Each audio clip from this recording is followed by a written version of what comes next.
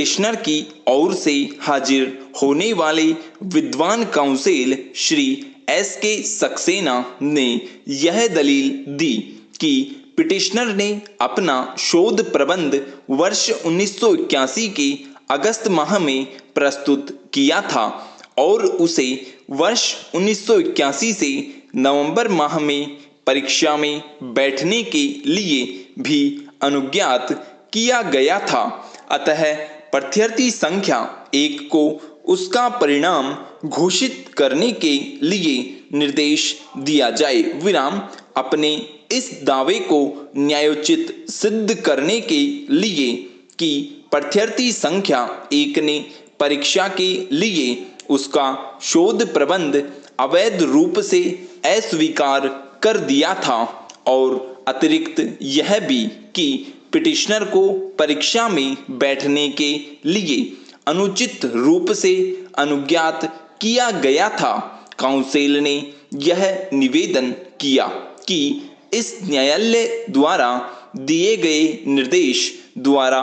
जिसे ऊपर उद्धृत किया गया है, मेडिकल कॉलेज के प्राचार्य को पिटिशनर की MS कोर्स में जो तारीख 1 जनवरी 1980 को शुरू हो गया था, प्रवेश देने का निर्देश दिया गया था। विराम इस निर्देश के परिणाम स्वरूप पिटिशनर वर्ष 1981 के अगस्त माह में मेडिकल कॉलेज द्वारा नियुक्त परीक्षकों द्वारा परीक्षा के लिए अपना शोध प्रबंध प्रस्तुत करने के लिए और वर्ष 1981 में की जाने वाली लिखित परीक्षा में बैठने के लिए भी हकदार था। विराम पैरा प्रार्थी संख्या 1 की ओर से हाजिर होने वाले विद्वान काउंसिल श्री PK मिश्र ने पिटिशनर की ओर से दी गई दलील का खंडन किया और यह निवेदन किया कि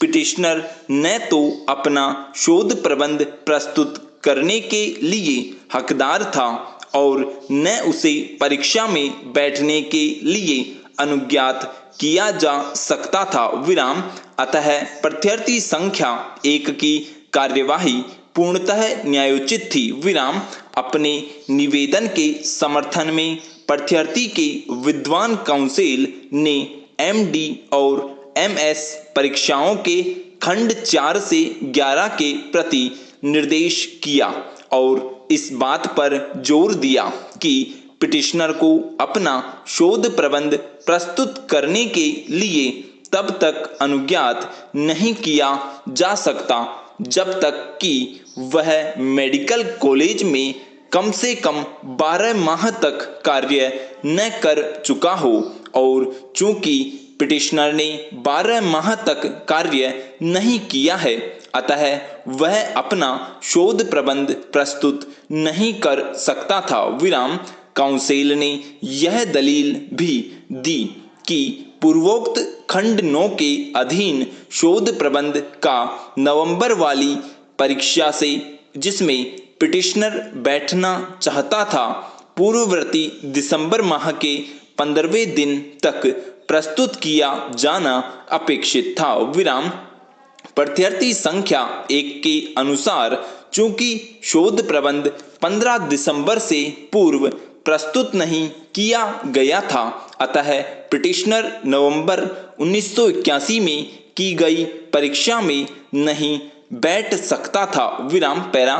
पक्षकारों के काउंसिलों को सुनने के पश्चात हमारी यह राय है कि स्थायी काउंसिल द्वारा जिन नियमों का अवलंब लिया गया है वे ऐसे सामान्य मामले को लागू होते हैं जिसमें किसी छात्र का प्रवेश यथास्थिति जनवरी या फरवरी माह में किया जाता है। विराम किंतु यहाँ एक असाधारण स्थिति उत्पन्न हो गई है जिसके लिए पिटिशनर को दोष नहीं दिया जा सकता है। विराम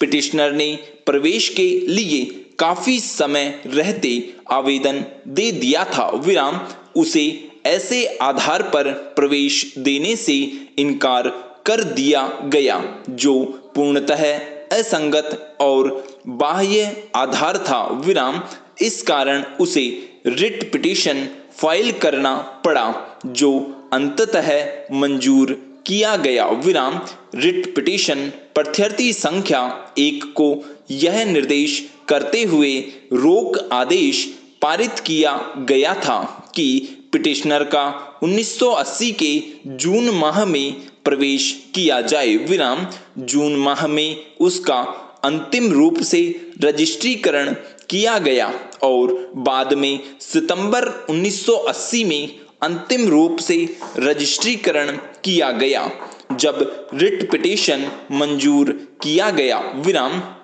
हमें ऐसा प्रतीत होता है कि इस प्रश्न पर विचार करते समय कि क्या पिटिशनर को वर्ष 1980 के जनवरी माह में सम्यक रूप से रजिस्ट्रीकृत किया गया था या नहीं, हमें पूर्वोक्त रिट पिटीशन में उच्च न्यायालय द्वारा दिए गए इस निर्देश की उपेक्षा नहीं करनी चाहिए विराम। स्टॉप।